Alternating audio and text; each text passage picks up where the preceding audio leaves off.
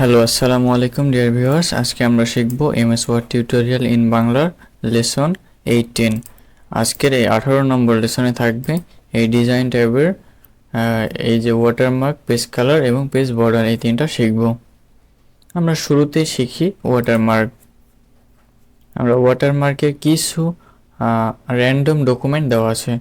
এই random ওয়াটারমার্কগুলো use করার জন্য প্রথমটাকে যদি আমরা ইউজ করতে চাই, দেখুন একটা হরিজন্টাল লাইনের মতো হয়েছে। এখানে আপনারা চাইলে যে লেখা আছে এই লেখায় রাখতে পারেন, অথবা আপনাদের নির্দিষ্ট কোনো লেখা যদি অ্যাড করতে চান তাহলে অ্যাড করার প্রসেসটা আমি একটু পরে দেখিয়ে দিচ্ছি। আপনারা চাইলে এইভাবেও রাখতে পারেন। এবার আমরা শিখব কাস্টম ওয়াটারমার্ক। এবার কাস্টম ওয়াটারমার্কে গিয়ে আমরা যদি এখানে থাকে নো ওয়াটারমার্ক, অর্থাৎ নো ওয়াটারমার্কে যদি ওকে দিই, দেখুন এখানে কোনো ওয়াটারমার্ক নেই। এবার যদি আমরা এখান থেকে কাস্টম ওয়াটারমার্কে গিয়ে টেক্সট ওয়াটারমার্কে যাই, তাহলে দেখব এখানে কিছু লেখার অপশন চলে আসছে। আমরা এখান থেকে এই যে টেক্সট, এই টেক্সটের জায়গায় আমরা আপাতত আমাদের চ্যানেলের নামটাকে লিখে দিচ্ছি। ওকে, ক্যারিয়ার ডক্টর লিখে দিলাম। আমরা চাইলে এই ফন্টটাকে এরিয়াল অন্য কোনো ফন্টে রাখতে পারি। আমরা এরিয়াল ব্ল্যাকে রাখলাম। এবার যদি সাইজটাকে যদি অটো রাখি, অটো রাখতে পারি, অথবা সাইজটাকে যদি একটু বাড়িয়ে দিতে চাই বাড়িয়ে দিতে পারবো। আমরা 90 রাখলাম। এবার এই কালার, এই যে আমরা ক্যারিয়ার ডক্টর এখানে শো করবে, এই শো ওই যে ওয়াটারমার্ক হিসেবে শো করবে, সে শো এর জন্য একটা কালার যদি চুজ করতে চাই চুজ করতে পারি। আমি আপাতত এই কালারটাকে চুজ করলাম। এবার আমরা এটাকে কোন লেআউটে রাখতে চাই, অর্থাৎ ডায়াগোনাল নাকি হরিজন্টাল। আমরা আপাতত ডায়াগোনাল রেখে আপনাদের দেখাচ্ছি। ডায়াগোনাল রেখে ওকে দিলাম। দেখুন খুব সুন্দরভাবে এটাকে কোনাকুনি অর্থাৎ ডায়াগোনাল হিসেবে চলে আসছে আমাদের ক্যারিয়ার ডক্টর লেখাটা। আপনাদের যদি এত বড় লেখা যদি না আসে, তাহলে আপনারা খুব সহজে এখান থেকে সাইজ কম বেশি করে বাড়িয়ে কমিয়ে নিতে পারবেন। আমরা যদি আমরা কমিয়ে দিই, দেখুন কত ছোট হয়ে যায়। 40-এ যদি দিই তাহলে আমাদের লেখা কিন্তু শুধুমাত্র মাঝখানে চলে আসে। আমরা সুন্দরভাবে অ্যাডজাস্ট করে নেব। এবার যদি আমরা কাস্টমে যেয়ে হরিজন্টালে ক্লিক করে ওকে দিয়ে দিই, সাথে সাথে দেখুন এইভাবে আমাদের হরিজন্টালে চলে আসছে। এবার যদি আমরা কাস্টমে গিয়ে এই যে দেখুন সেমি ট্রান্সপ্যারেন্ট, এটাকে যদি আউট করে দিয়ে যদি ওকে দিই, এখন এটার যে কালার, অর্থাৎ আগে ছিল একটু ডার্কিশ অর্থাৎ একটু হালকা কালার, ট্রান্সপারেন্সি একটু কম ছিল, এবার ট্রান্সপারেন্সি একটু হাই হয়ে গেছে। আপনারা যদি চান এটা ট্রান্সপারেন্সি হাই বা লো করবেন, তাহলে এটাতে কম বেশি করে হাই বা লো করতে পারবেন। এবার আমরা যদি চাই এই আমাদের এই পেজে, অর্থাৎ ওয়াটারমার্ক হিসেবে যদি একটা পিকচার আনতে চাই, তাহলে সিলেক্ট পিকচারে ক্লিক করব। ক্লিক করার পরে আমাদেরকে বেশ কিছু অপশন শো করাবে।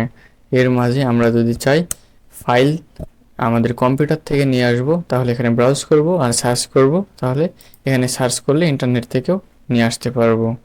তাই আমরা সার্চ না করে ব্রাউজ থেকে নিয়ে আসছি। আমাদের কম্পিউটার ফাইলে চলে যাবে। তারপরে আমরা নির্দিষ্ট ওই ফাইলটাকে সিলেক্ট করে দিয়ে দেব। তারপরে এখানে এসে যদি আমরা দেখুন ওয়াশ আউট এটাতে যদি রেখে যদি ওকে দিই, দেখুন অনেকটাই হালকা বোঝা যাচ্ছে। এখন একদম হালকা। আমরা যদি ওয়াশ আউটটাকে যদি কেটে দিতে চাই, তাহলে ওয়াটারমার্ক, কাস্টম ওয়াটারমার্ক, এরপরে ওয়াশ আউটটাকে কেটে দিলাম। এরপরে যদি ওকে দিই, এখন যথেষ্টভাবে ভালোভাবে বোঝা যাচ্ছে আমাদের এই ওয়াটারমার্ক। এবার চলুন আমরা এটাকে নো ওয়াটারমার্ক অর্থাৎ রিমুভ ওয়াটারমার্ক করে দিচ্ছি। এই যে রিমুভ হয়ে গেল। এবার আমরা শিখব পেজ কালার। পেজ কালারে আসার পরে দেখুন বিভিন্ন রকমের পেজটাকে কালার করতে পারবো। যেখানে মাউস নিয়ে যাচ্ছি ঠিক সেই কালার হয়ে যাচ্ছে। আমরা চাইলে এখান থেকে মোর কালারে গিয়ে কাস্টম কালার বা স্ট্যান্ডার্ড থেকেও যে কোনো নির্দিষ্ট কালার করে আমরা যদি ওকে দিই, তাহলে ওই কালার হয়ে যাবে। এই যে দেখুন ওই কালার হয়ে গেছে। এবার আমরা এই কালারটাকে আপাতত ডিলিট করতে চাচ্ছি, তাই জন্য নো কালার করে দিলাম। এবার আমরা শিখব পেজ বর্ডার। আমাদের পেজ বর্ডারে রয়েছে নান, অর্থাৎ এখন কোনো বর্ডার নাই, তাই জন্য নান লেখা আছে। আমরা যদি এই বর্ডারটাকে কিভাবে রাখতে চাই, সেই বর্ডার এখান থেকে আমরা খুব সহজেই বর্ডারটাকে সিলেক্ট করতে পারবো। আমি আপাতত এই বর্ডারটাকে, এই যে দুইটা টান, এটা আমি রাখতেছি। রাখার পরে এই বর্ডারের যে কালার, এই কালারটা আপাতত ব্ল্যাক থাকবে, শুরুতে ব্ল্যাক থাকবে অটোমেটিক্যালি। তারপরে আমরা যদি এটাকে চেঞ্জ করতে চাই, আমরা যদি রেড করে দিতে চাই তাহলে রেড করতে পারবো, অন্যান্য কালারও সহজেই করতে পারবো।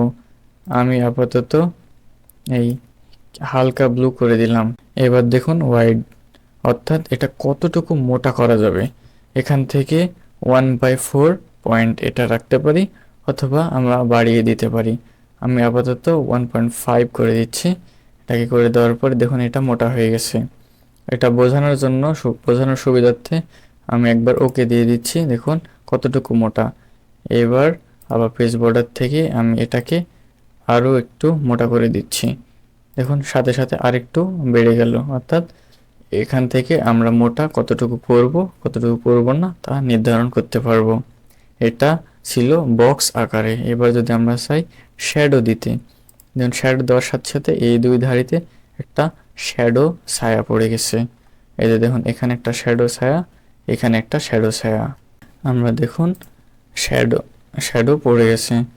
আমরা খুব সহজেই এই বক্স, শ্যাডো, 3D এগুলো ইউজ করতে পারবো। যদি আমরা অপশনে যাই, অপশনে ক্লিক করার সাথে সাথে দেখুন উপরে কত পয়েন্ট মোটা, নিচে কতটুকু মোটা, রাইটে অর্থাৎ ডানে কতটুকু মোটা, লেফট অর্থাৎ বামে কতটুকু মোটা রাখবো তা আমরা নির্ধারণ করে দিতে পারবো। আমরা আপাতত ওকে দিয়ে দিচ্ছি। আমরা এই ডকুমেন্টটাকে যদি হোল ডকুমেন্ট অর্থাৎ পুরো ডকুমেন্টটাতেই যদি এই পেজ বর্ডারটাকে অ্যাডজাস্ট করে নিতে চাই তাহলে হোল ডকুমেন্ট রাখবো। আদারওয়াইজ দ্য সেকশন এখানে রাখতে পারি, অথবা সেকশনের ফার্স্ট পেজ। আমরা যখন অনেক বড় ডকুমেন্ট করব ঠিক তখন অনেকগুলো সেকশনে ভাগ করে ডকুমেন্ট করতে হয়। আমরা পরবর্তী ভিডিওতে দেখানোর চেষ্টা করব। ওকে, আমরা এবার ওকে দিয়ে দিচ্ছি। এবার আজকে আমাদের এই পেজ ব্যাকগ্রাউন্ডের কাজ সম্পূর্ণটাই শেষ করলাম। ডিয়ার ভিউয়ার্স, আপনাদের যদি এই ভিডিওটা ভালো লাগে অবশ্যই লাইক, কমেন্ট এবং শেয়ার করতে ভুলবেন না। আপনাদের মনের মাঝে কোনো বিশেষ কোনো কোশ্চেন থাকলে, যেগুলো আপনারা এমএস ওয়ার্ড সম্পর্কে বিভ্রান্তির মাঝে রয়েছেন, আমি সহজেই তার সমাধান দিয়ে দেব। অবশ্যই কমেন্টে তা জানাবেন। ধন্যবাদ।